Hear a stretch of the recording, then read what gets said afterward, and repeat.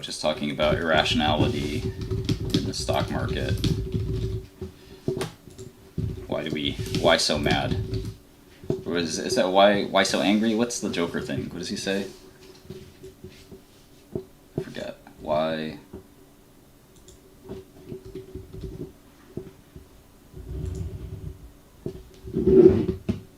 so serious? Yeah, there you go.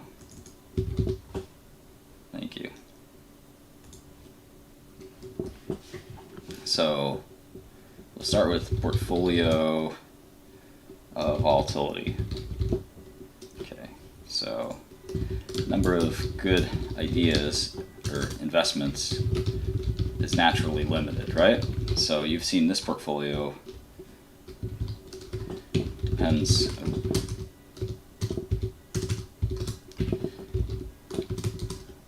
a function of trader time, trader talent, number of traders, right? So if there were like 15 Martins, we could come up with 15 Segas or 15 Liquidias or 15 Alibabas or whatever.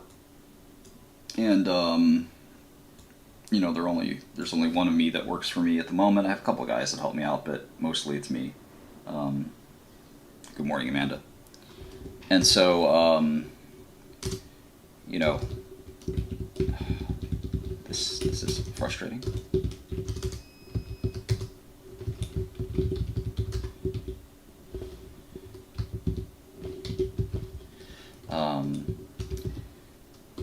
Number of investments in portfolios correlated to volatility, because idiosyncratic risk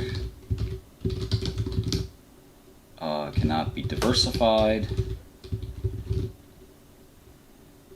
but other risks can.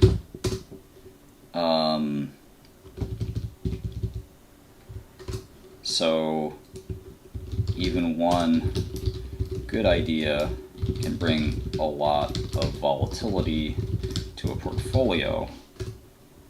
Why? And so I'm just going to paste this. What's up, South Africa, all around the world. So this is the trading account, and you can see this. Normally, a lot of people, I think, would be really upset with a result like this because they would think, okay, wow, that's a lot of volatility. Look, you almost were down 10%. Isn't that a terrible thing? And the answer is no. Leverage maybe was a little high, but ultimately, again, we're going to talk about why this sort of thing didn't scare me too much. I wasn't happy when it was down 10%, but now that we're up 10%, I'm a little bit happier. But here's sort of the rationale there. So alpha as a market variable. So investors simultaneously praise irrationality, but tacitly beg for it. So keep one eye on these investments. I put some Asian investments in last night, so this one is in Hong Kong. This one is in Japan. That's the Tokyo Stock Exchange, Japan. I think that's the, let's see, SE Hong Kong. Shenzhen Exchange, maybe, in Hong Kong? Or I don't know, actually. But, because Shenzhen's in China, right? So, all right. So yeah, investors simultaneously praise rationality, but tacitly beg for it, right? The paradox, if there was never irrationality, we would not be able to find good investments, trade ideas, right? So we love irrationality when it works for us, although we never assume it is irrationality at play, but our investment genius. We hate irrationality when it works against us. We think about how dumb the other market participants are. And of course, sometimes we're the dumb ones. fact, maybe most of the time in some cases. So the point is,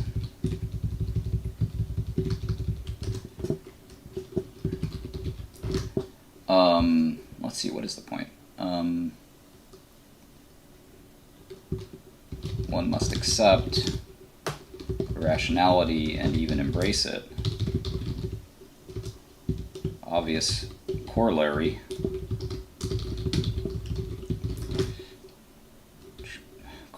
If I can't spell corollary, I'll never be a good mathematician.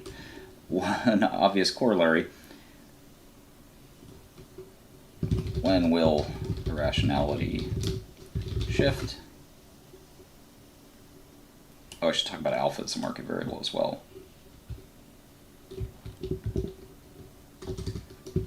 You can call this alpha. We'll put that in the next bullet. And will irrationality shift? Typically, I don't think about irrationality to rationality transition.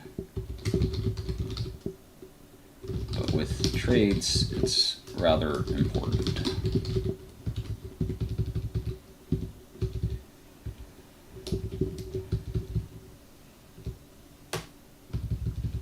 Let's say, and embrace it. Okay, you can call this alpha.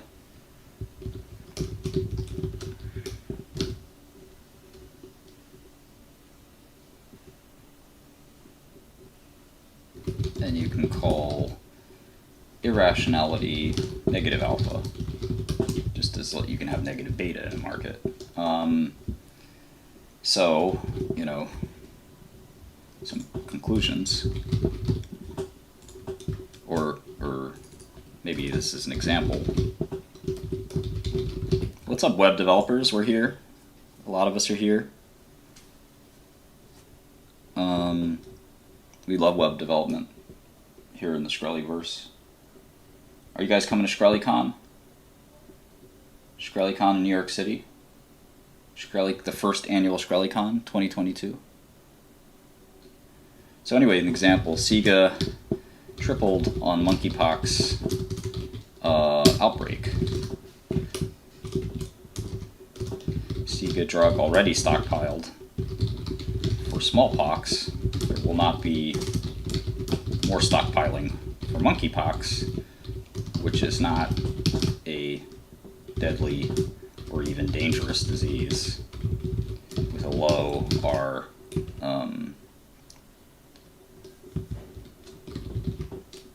So clearly wild and irrational for Sega.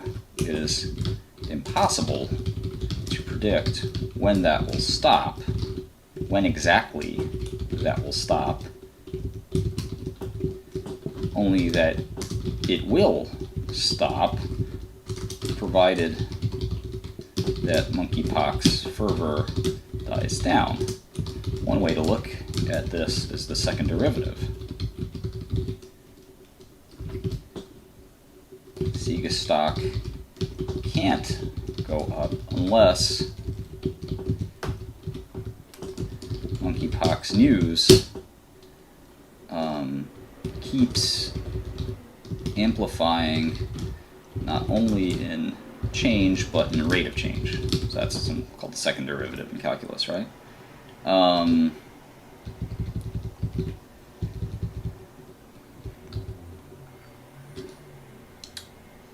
Google Trends and CDC Trends show rate of change, second derivative in decline, and even looks like we will see first derivative at some point.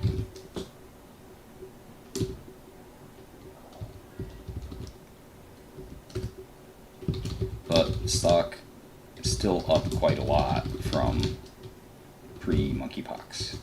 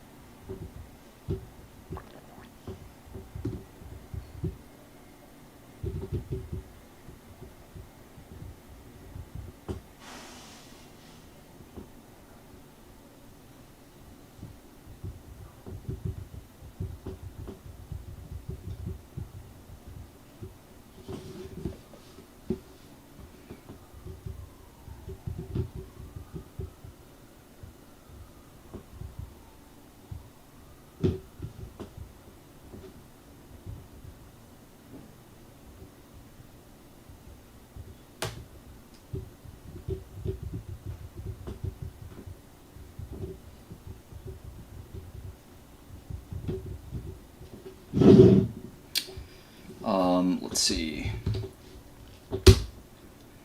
So I guess my point is like you have to praise the irrationality in both directions, and that you have to have some tolerance, right?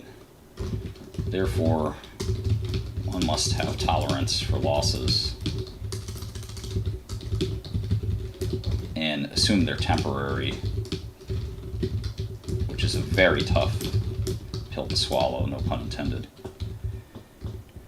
Alright, so that's a little bit on kind of like how to handle irrationality. If you think that, your portfolio, like basically, this is a little bit crazy talk, but if you basically say, okay, over here, I'm willing to mark Sega still like I haven't lost any money.